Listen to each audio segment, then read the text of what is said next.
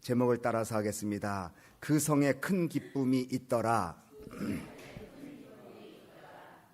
본문 말씀 8절을 보면 그 성에 큰 기쁨이 있다고 말했습니다. 기쁨도 그냥 단순하게 기쁨이라고 표현하지 않고 큰 기쁨이라고 말하고 있습니다. 이 기쁨은 사마리아 성에 물질적인 풍요로움이 갑자기 찾아와서 기뻐진 것 아니고, 또 차별을 받고 있었던 사마리아 사람들이 정치적으로 더 나아진 환경이 있었기 때문에 얻어진 기쁨도 아니고, 예루살렘에서 신앙의 박해 때문에 피난왔던 집사 빌립을 통해서 전해준 복음이 사마리아 성에 큰 기쁨이 임하게 하였다고 본문은 말씀하고 있습니다. 우리 기독교를 가르쳐 기쁨의 종교라고도 말합니다. 물론 기독교를 가르쳐서 사랑의 종교라고 말하지만 사실 성경을 보면 사랑만큼 성경은 기쁨을 강조합니다. 복음이라는 말은 헬라어로 위앙겔리온이라는 말인데 이것도 기쁜 소식이란 뜻입니다. 누가복음 2장 10절에는 천사가 백성에게 미칠 큰 기쁨에 좋은 소식을 전한다고 말했습니다. 빌립보서 4장 4절에 사도 바울은 주 안에서 기뻐하라고 말했습니다. 데살로니가전서 5장 16절로 18절에는 항상 기뻐하라, 범사에 감사하라, 쉬지 말고 기도하라, 이는 그리스도 안에서 너희를 향하신 하나님의 뜻이라고 말했습니다. 기쁨을 가리켜서 하나님이 원하는 뜻이라는 것입니다. 예수 믿지 않는 사람들에게 기독교인의 표시가 뭐냐고 물어보면 말씀드린 대로 사랑이라고 말할 것입니다. 기독교는 사랑의 종교다. 물론 그렇습니다. 기독교는 사랑의 종교입니다. 예수님 제자들에게 큰 계명, 새 계명 주셨는데 바로 사랑이라는 것을 말씀했습니다. 그래서 너희가 서로 사랑하면 모든 사람이 너희가 내 제자인 것을 알겠다고 요한복음 13장에 말씀합니다. 그런데 성경은 기독교인의 표시가 사랑만이라고 말하지 않습니다. 기쁨이라고도 말합니다. 요한일서 1장 4절에는 우리가 이것을 쓴 것은 우리의 기쁨이 너희에게 충만하기 위해서 썼다고, 성경을 기록한 목적 중에 하나가 여러분들에게 기쁨이 충만하길 원해서 썼다고 말하고 있습니다. 지금도 그렇지만 옛날에 임금님이 사는 곳에는 임금님이 계신 상징의 깃발이 꽂혀 있습니다. 또 군대 가면 대대장이나 연대장, 사단장은 그 자동차에 사단장이나 연대장 표시가 붙어 있습니다. 그 깃발이 꽂혀 있거나 표시가 있으면 지금 성 안에는 누가 계시다는 것을 암시합니다. 기독교인들은 우리 삶 속에 만왕의 왕이신 예수님께서 계시다는 표시가 있어야 합니다. 그것은 바로 기쁨의 깃발이 항상 펄럭여야 합니다. 이 기쁨은 우리의 삶을 통해서 넘쳐나는 충만한 기쁨입니다. 이 충만한 기쁨은 예수 믿는 사람에게는 양보할 수 없는 주님이 주시는 선물이고 표시이기도 합니다. 세상 사람들과 예수 믿지 않는 사람들과 예수 믿는 사람의 차이를 들라고 하면 여러 가지가 있겠지만 예수 믿는 사람에게는 이상하게 기쁨이 있습니다. 여러분 한번 비교해 보십시오. 믿지 않는 친구들과 믿는 공동체 속에서 중간적 입장으로 살펴보면 분명한 것은 예수 믿는 사람에게는 뭔지 모르는 기쁨들이 그 속에 있습니다. 세계적인 영성신학자 리차드 포스터 목사님은 기독교 영성의 기본 뿌리는 기쁨에 있다고 말했습니다. 이 시대는 어찌 보면 기쁨이 별로 없습니다. 가정에도 별로 기쁨이 없고 일터에도 별로 기쁨이 없습니다. 요즘같이 경기가 더 어려울 때는 일터에 들어가는 것 자체가 힘이 들고, 또 요즘같이 어려운 환경 속에서는 기쁨 찾기가 쉽지가 않습니다. 기쁨이라는 것은 하하하 웃는 것을 말하는 것이 아닙니다. 기쁨이라는 것은 내 속에 있는 감동과 감격이 내 속에 영적으로 있는 것을 말합니다. 사람들은 기쁨이 없으니까 재미를 찾습니다. 기쁨이 가정에도 없고 교회에도 부족하니까 재미있는데 없는가 하고 이것저것을 기웃거립니다. 재미있는 영화, 재미있는 책, 재미있는 게임, 사람들이 추구합니다. 재미있는 영화라고 말하면 그 영화는 대박 납니다. 금요일 날 우리 유치부 그리고 부모님들과 같이 만화 영화 봤어요. 제가 만화영화 볼 군번입니까? 그렇지만 만화영화 봤습니다. 그러니까 어떤 우리 목사님이 제가 우리 유치부 유년부 같이 만화영화 봐야 된다 그랬더니 야, 참 소망께 좋다고 그래요. 담임 목사님이 유치부 애들 데리고 만화영화 본다고. 그런데 만화영화를 봤어요. 야, 이거 어른이 봐도 부족함이 없어요. 너무 재밌어요. 그리고 표정 하나하나 그 나오는 목소리 이거 너무 재밌어요. 감동도 있어요. 다 픽션이에요. 만들어낸 이야기예요. 만들어낸 그림이에요. 그런데 그것을 보고 박수를 치고 웃고 좋아하고 찡한 코끝이 찡해서 나온다고요. 현대인들은 감동도 없고 기쁨도 없고 재미 찾아가고 있습니다. 재미있게 해주는 것이라면 돈 쓰는 거 아깝지 않습니다. 재미 충족시켜주는 비즈니스 돈으로 연결됩니다. 그러니까 이 시대는 정말 있어야 될 기쁨이 없으니까 기쁨 대신 인간이 만들어내는 재미를 찾아서 헤매고 있는 것이 이 시대입니다. 재미를 찾는다는 것은 역설적으로 우리 삶에 기쁨이 없다는 것입니다. 기쁨은 환경과 관계가 없습니다. 사도 바울은 감옥수에서도 하나님 앞에 기쁨을 잃지 않았습니다. 그래서 빌립보서에는 4장밖에 되지 않는 말씀에 바로 14번이나 기뻐하라고 강조하고 있습니다. 내가 감옥에 있지만 기뻐하라고 말씀하고 있습니다. 사람들이 재미를 추구하는 것은 말씀드린 대로 일상생활이 감동이 없는 거예요. 만족함이 없어요. 그래서 뭐 만족한 것이 없고 일터에 가도 만족지 않고 뭐 일해봐도 그렇고 뭐 대인관계를 해도 만족이 없어. 감동이 없으니 내 재밌는 거 없나? 재밌는 거 찾아다닌다고요. 재미는 일시적이고 감각적이고 충동적이지만 감동은 내면적이고 정서적인 사건입니다. 그런데 감동의 표시는 무엇으로 나타나냐? 기쁨으로 이어집니다. 그러니까 기쁨, 하늘의 기쁨을 맛보면 실제적으로는 기쁠 것이 하나도 없는데 이 사람은 기뻐 뛰며 주를 본다는 것 아니겠어요? 어떤 형편에서도 기쁨을 얻는다면 그 사람 거기에 그 일을 추구합니다. 아무리 힘든 일을 해도 그 일을 통해서 기쁨을 얻기만 한다면 사람들은 그 일을 따라갑니다. 시편 4장 우리 시편 4편 7절에 주께서 내 마음에 두신 기쁨은 저희의 곡식과 새 포도주에 풍성할 때보다 더하니이다. 주님이 내 마음에 두신 기쁨은 곡식과 포도주가 풍성할 때보다 더하다. 곡식과 포도주가 풍부하면 사람들은 기뻐합니다. 저는 어릴 때 기억납니다. 겨울철 되기 전에 연탄을 가득 재놓으면 어린 마음에도 기분이 좋습니다. 든든합니다. 어린 마음에도 겨울에 쌀 2가마를 갖다 놓으면 이상하게 기분이 든든합니다. 그 한국의 겨울철에 연탄 있고 쌀 있으면 살잖아요, 권사님들. 그러니까 겨울나기 됐구나. 쌀 그리고 연탄 소유예요. 소유가 있으면 이상하게 기분이 든든해.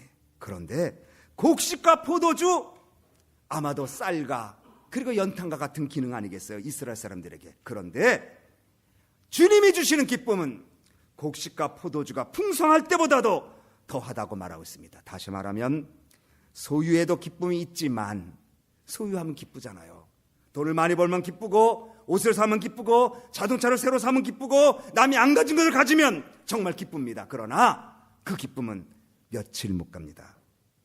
그러나 주님은 우리 마음에 곡식과 포도주가 풍성할 때보다 하나님이 주신 기쁨이 더하다고 시편 4편에 말하고 있습니다. 러시아의 대문호인 톨스토이가 있음을 우리가 압니다.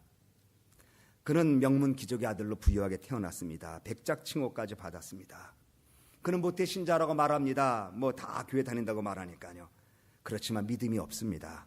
구원의 확신 없습니다. 그러니 세상을 자기 마음대로 살았습니다. 기쁨이 없어요. 중년에 접어들었는데 자신의 삶을 되돌아봅니다. 가진 것도 있고 명문 가문에서 태어났고 부족한 것이 없는 것 같은데 자기 주변에 있는 귀족들에게 기쁨이 있는 사람을 못 봤어요. 다 뭐 재밌는 거 찾아다니고 흥미거리를 찾아다니지만 그 귀족들에게 있어서 행복하다는 말, 만족하다는 말이 없었습니다. 그런데 자기가 접촉하는, 자기가 볼 때는 불행한 사람들인 농노들은, 가난하고 보잘것없는 농노들은 무엇이 즐거운지 얼굴에 기쁨이 있고 노동의 즐거움과 수고의 땀에 흘리는 열매의 기쁨을 갖고 있었습니다. 물어봤습니다. 저 사람들과 귀족의 차이는 무엇일까? 내 나이 중년에 뒤를 돌아보니 잘못 살았는데 무슨 차일까? 바로 알아보니 이 농노들에게는 신앙의 깊이가 있었습니다. 그러니까 하나님을 아는 기쁨, 하나님을 통해서 얻어지는 감사가 그들에 있었기에 귀족들이 얻을 수 없는 만족함과 영적 감동이 있는 것을 깨달았습니다. 그리고 그 후에 그는 초대 기독교로 돌아가자 근로, 채식, 금주, 금연 4가지를 캐치프레이로 걸고 단순한 삶을 살자, 악에게는 무저항주의를 하자, 사랑의 정신을 설치하자. 이것이 바로 톨스토이주의 아닙니까? 여러분, 소유의 기쁨이 분명히 있습니다. 성경은 소유의 기쁨이 없다고 말하지 않습니다. 그러나 그 소유의 기쁨은 잠깐입니다. 어제 새벽에 말씀드렸습니다. 정하지 않은 재물에 소망을 두지 마라. 하나님께 소망을 두는 것이 너희 삶의 터전을 세우는 것이라고 주님 말씀합니다. 진정한 기쁨이 필요한 때입니다. 여러분에게 물어보십시오. 내가 지금 자녀를 키우고 그리고 가정을 이루고 가며 일 하나하나 가는 과정에 기쁨이 있는지, 아니면 그냥 이렇게 그냥 지내고 있는지, 아는 기쁨이 없으니까 재미를 찾고 있는지. 예수님은 우리 인생이 이렇게 메마르게 지내기를 원치 않으십니다. 신앙생활은 단순히 의무감 속에 묻혀서 어쩔 수 없이 살아가는 것이 신앙생활이 아닙니다. 예수님 말씀하십니다. 내가 이것을 내게 이름은 내 기쁨이 너희 안에 있어 너희 기쁨을 충만하게 하려 함이니라. 성령의 열매가 희락곧 기쁨이라고도 말했습니다. 주님이 주시는 기쁨이 내 속에 있는지 물어보시기 바랍니다. 정말 주님이 주시는 영적 만족감이 있는지 정직하게 물어보시기 바랍니다. 오늘 본문은 말씀드린 대로 집사 빌립이 사마리아의 복음을 전하고 있는데 큰 기쁨이 임했습니다. 말씀드린 대로 사마리아 사람들 유대인과 차별을 받고 있는 곳입니다. 경제적으로도 어렵고 차별 속에 근근히 살아가는 사람들인데 집사 빌립이 복음을 전했는데 큰 기쁨이 그 성에 가득했다고 말했습니다. 금은보화를 가져다 준 것도 아니고 정치적인 해방을 갖다 준 것도 아니고 그들에게 한 가지 주었다면 복음, 예수 그리스도, 그것을 증거했습니다. 예수 그리스도를 만나면 기쁨이 있습니다. 예수 그리스도가 들어오면 반드시 영적 기쁨이 샘솟듯 하게 되어 있습니다. 예수님이 내 죄를 사해 주셨다는 확신이 있으십니까? 예수님이 내 죄악을 당신의 피로 깨끗게 하셨다는 믿음이 있으십니까? 예수 그리스도를 통해서 하늘나라 갈 확신이 있으십니까? 예수 그리스도를 통해서 하나님에게로 섬기는 능력을 받았다고 믿으십니까? 많은 사람들이 빌립의 전도를 받아들입니다. 회개하고 예수 그리스도를 영접하고 믿음으로 구원받습니다. 그랬더니 그 성에 큰 기쁨이 일어나기 시작했습니다. 복음 외에는 기쁨을 줄 것이 없습니다. 복음 외에는 내 속에서 샘솟 일어나는 감사와 감동이 일어날 수 없습니다. 복음은 예수 그리스도십니다. 예수 그리스도가 여러분에게 있으면 반드시 기쁨이 솟아나게 되어 있습니다. 두 번째, 성령님이 역사할 때 기쁨이 넘쳐납니다. 6절에 보니 표적이 나타났습니다. 7절에는 온갖 귀신들이 쫓아나고 병든 자가 고침받았습니다. 이것은 무엇입니까? 기도 응답을 의미한다고 생각합니다. 요한복음 16장 24절에 지금까지는 너희가 내 이름으로 아무것도 구하지 아니하였으나 구하라 그리하면 받으리니 너희 기쁨이 충만하리라. 여러분, 그래서 기도하셔야 됩니다. 기도하면 응답의 기쁨이 말할 수 없는 것입니다. 기도하면 힘들수록, 기도가 길수록 받아들여지는 응답은, 거기에 따르는 기쁨은 더욱 말할 수 없는 것입니다. 중보기도를 해주잖아요. 그런데 그 중보기도, 물론 본인도 기도했지만 그 기도가 응답되는 것을 보면 얼마나 기쁜지, 야, 하나님 내 기도 들어주셨구나, 하나님이 역사해 주셨구나 하고 깊은 감동이 일어나게 됩니다. 우리 킴벌리 집사님 여기 계신데 허리가 아프셨잖아요. 2달 동안 허리가 많이 아프셨어요. 그렇지만 새벽에 꼭 오시고 그랬는데 몇 분이 그분을 위해서 기도했다고 그래요. 새벽에. 아니, 허리 아프신데 하나님 고쳐달라고. 근데 자기도 모르게 허리가 났다는 거예요. 그런데 그날 어느 성도님이 카톡으로 허리 아픈 곳에서 기도하고 있습니다라는 카톡을 보냈다는 거예요. 그러니까 서로 이야기를 토요일 날 새벽에 기도가 응답이 됐다고 이렇게 좋아하고 있어요. 어느 날 났다는 거예요. 그리고 2달 동안 허리가 아파서 그 기도응답이 얼마나 기쁘겠어요. 여러분이 요즘 기도하는 거 많아요. 저도 여러분을 위해서 기도 많이 하고 있어요. 응답되면 여러분도 기쁘고 저도 기쁘게 되는 것입니다. 빌립이 복음을 전하고 그리고 기도할 때 응답이 임하는 그 사건을 통해서 온 성 안에 큰 기쁨이 일어나게 되었습니다. 그런데 우리는 복음을 말하면서도 기도를 말하면서도 기쁨 없이 신앙생활을 합니다. 독일의 실존주의 철학자 니체는 기독교인을 경멸할 때에 그리스도인들이 과연 구원받는 사람처럼 보이면 나도 그들처럼 구원받겠다고 조롱했습니다. 얼마나 크리스찬들이 구원을 말하면서도 구원받은 감격과 기쁨과 감동 없이 몸이 건조한 채 신앙생활을 했다면 그 당시 니체가 조롱하기를 너희들 예수 믿느냐? 예수 믿는 기쁨이 있는 것을 보여주면 나도 예수 믿겠다고 그렇게 조롱했습니다. 그러나 성경은 말합니다. 예수님 믿으면 하나님 주시는 복음의 기쁨이, 예수님 믿으면 하나님이 주시는 역사가 있는 것 약속하고 있으니 여러분들에게도 하나님이 주시는 기쁨이 충만하기를 축원합니다. 기쁨은 평안과 연결됩니다. 기쁘면 평안해집니다. 기쁨은 감사와 연결됩니다. 기쁘면 감사하게 됩니다. 기쁨은 축복과 연결됩니다. 기뻐하면 응답 오게 되는 것입니다.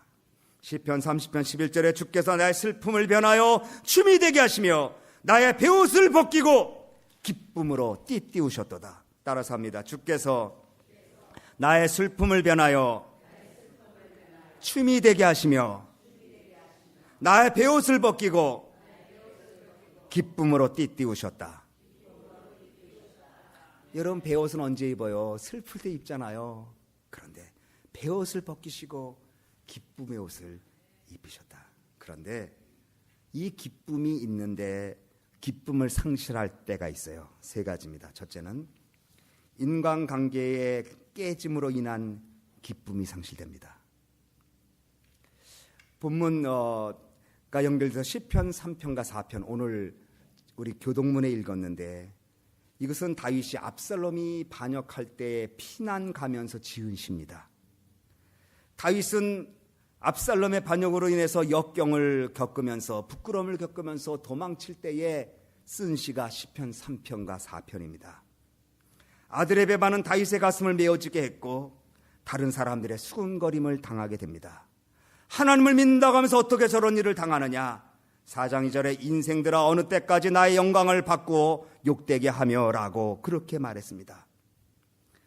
그런데 다윗이 아들의 반역 그리고 아들로 인해서 도망치는 수치, 그래서 자기가 여태까지 믿음을 지켜왔던 모습들이 세상 사람들의 조롱거리가 될 때에 그는 기쁨을 잃어버리게 됩니다. 인간관계가 깨지는 것만큼 기쁨 상실은 없음을 아마 여러분 잘 아는 것입니다. 우리 인생살이에서 기쁨을 뺏어가는 가장 빈번한 이유 중에 하나가 관계성의 갈등인 것을 우리가 압니다.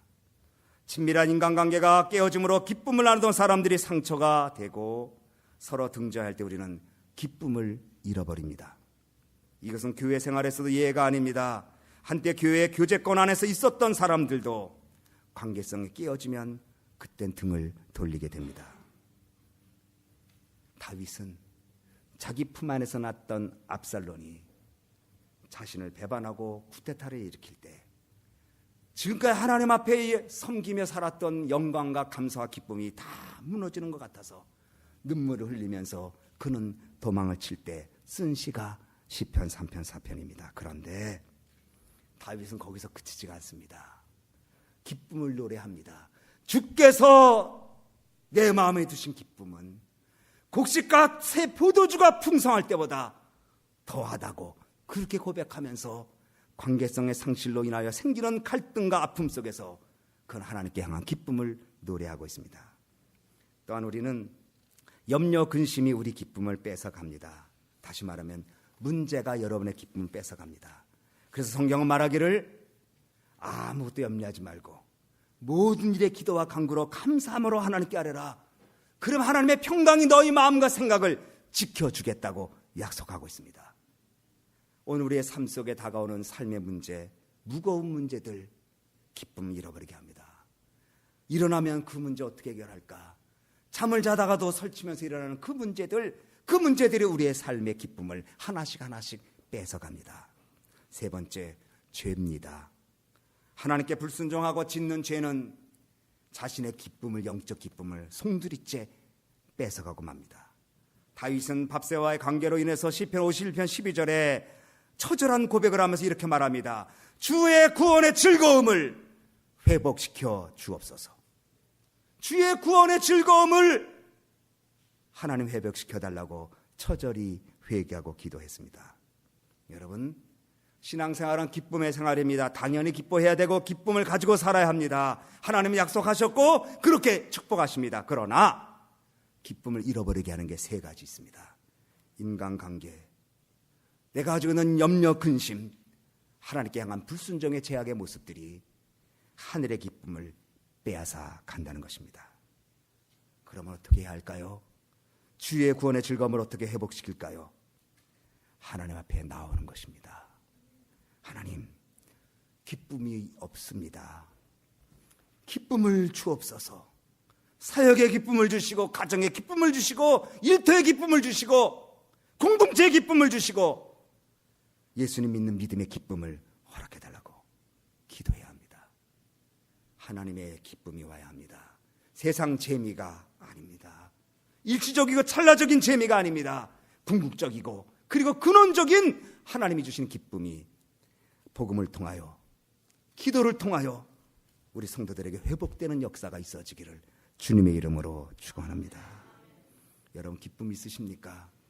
기쁨을 잃어버렸습니까? 주님, 기쁨의 근원 되시는 예수를 위해 삽시다. 기쁨의 근원 되시는 예수를 위해 사는 여러분 되어서 참된 하늘의 기쁨으로, 감동과 감격으로 승리하는 여러분 되어지기를 주님의 이름으로 축원합니다. 기도하겠습니다. 이 시간에 합심해서 기도할 때 여러분 기쁨이 있습니까? 이민생활의 기쁨을 잃어버리지 않았습니까? 혹시 교회생활 기뻐하십니까? 예수 믿는 거 정말 기쁘십니까?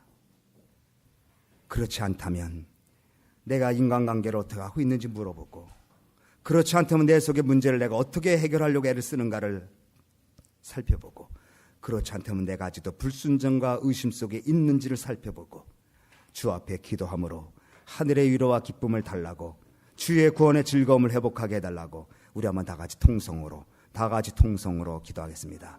사랑과 은혜가 풍성하신 고마우신 하나님 아버지, 이 시대는 기쁨이 없어서 재미를 찾고 있습니다. 재미없는 시대라고 말하면서 재미없다고 말하는 것은 찾아가지도 않습니다. 그러니까 세상은 재미를 주지만 하나님은 기쁨을 주십니다. 우리 하나님 아버지, 우리 성도님들에게 하늘의 기쁨을 주시옵소서. 환경과 관계없는 기쁨, 내 삶의 문제와 관계없는 기쁨, 내가 가지고 있는 소유와 관계없는 기쁨이 하나님 우리 안에 있기를 소원합니다. 하나님 아버지, 믿음의 선진들은 이 기쁨을 가지고 믿음 생활하였습니다. 주여, 저희들에게도 이 하늘의 기쁨을 허락하여 주옵소서. 빌립은 사마리아 성에 가서 복음을 전할 때 큰 기쁨이 성 안에 임했습니다. 하나님 아버지, 우리 성도님들, 오늘 소망교회 이 성중 안에 있는 교회 안에 있는 우리 모든 성도들에게 큰 기쁨을 허락하여 주시옵소서. 감동과 감격과 그리고 은혜와 그리고 하나님께 향한 간절함이 기쁨으로 표출되게 하셔서 내가 너에게 기쁨을 준다고 하신 주의 기쁨이 우리 속에 넘쳐날 수 있도록 도와주옵소서. 환경은 어렵고 문제는 크고 사실 여러 가지 삶 속에 있어도 하늘의 기쁨이 내 속에 있으면 하나님이 주신 기쁨으로 승리할 줄로 믿습니다. 우리 사랑하는 귀한 식구들 심령에 하나님 기쁨 주셔서 예수 믿는 것은 받은 증거 많다는 고백과 기쁨이 가득 차게 주시옵소서. 예수님의 이름으로 기도하옵나이다. 아멘. 하나님 아버지,